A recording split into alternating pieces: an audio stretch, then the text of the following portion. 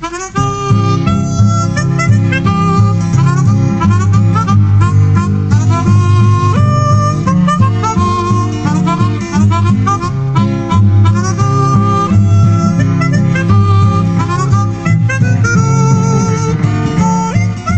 boy set off on his travels again, when he heard sweet music coming from the top of a hill.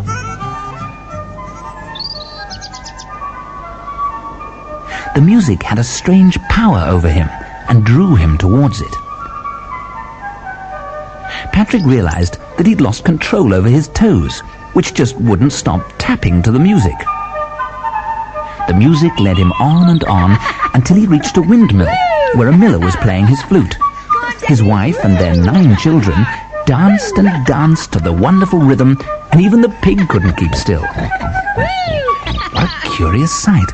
A whole family and a pig dancing around a windmill in the middle of the countryside.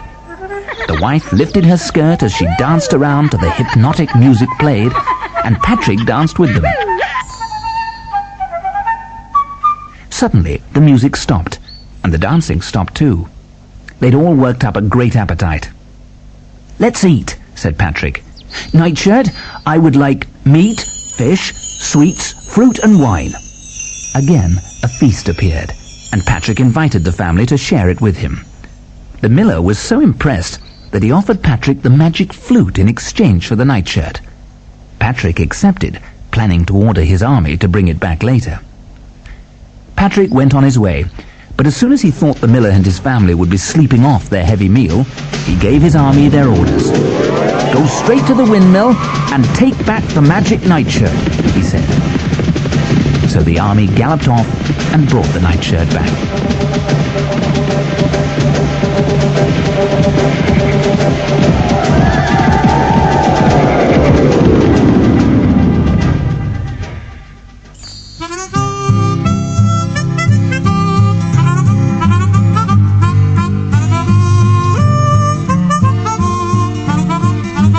Patrick continued his journey, and he came to a large city.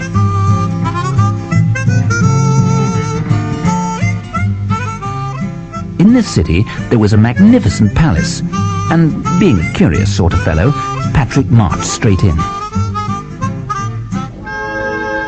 He was surprised at what he saw. A great banquet was taking place, but all the guests seemed very sad. The princess was the saddest of them all, because a thick silk rope was tied around her legs, and she couldn't move from her chair. Patrick realized he was in the most miserable kingdom in the world.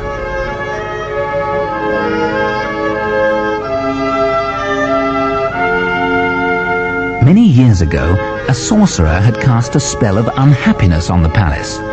The rope that tied the princess would only be untied when someone made the people laugh.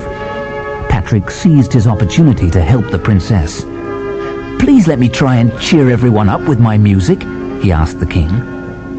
The pale, unhappy princess pleaded with her father to let Patrick try. She longed to be free again. So Patrick began to play, and sweet music filled the hall. Soon people began to smile,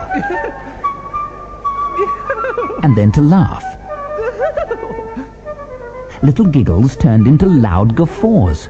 Soon the palace was filled with laughter, and the music could barely be heard above the happy din.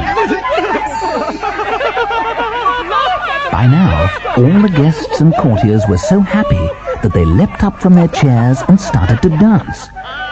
They couldn't help themselves, and thanks to the strange power of the flute, even the dog and the cat, the fruit and the chicken began to dance too. Round and round the tables, all the people danced in a way that they'd never danced before. The flute's sweet melodies and hypnotic rhythm made everyone feel much younger. "We haven't had so much fun for years," they cried. After many hours, Patrick finally stopped, and the dancers collapsed into an exhausted heap. Although they'd enjoyed the music very much, they were glad that Patrick had stopped playing his flute, because they couldn't have danced a single step more.